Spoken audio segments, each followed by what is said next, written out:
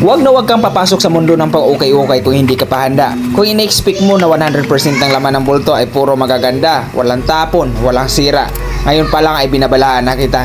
Dito sa mundo ng pag-ukay-ukay, bawal dito ang maarte, pero pwedeng-pwede ito sa madiskarte. Kung nagsisimula ka pa lang sa mundo ng pag-ukay-ukay, ito ang tandaan mo. Darating sa iyo ng bulto na yan, di ganun kagandahan, may mga dumi, may mga mancha, mayroong mga sira, at mayroong ding hindi na mapapakinabangan. Pero alangan naman itapon mo. Siyempre diskartehan mo, labhan mo, plansyahin mo, mag-effort ka. You are doing that kind of business. Pinasok mo. Dapat handa ka sa lahat ng mga challenges na yan. Oo, may mga darating na mga bulto na mga malilinis, magaganda, mababango. Pero hindi lahat sa nahang bulto na mabubuksan mo ay ganun.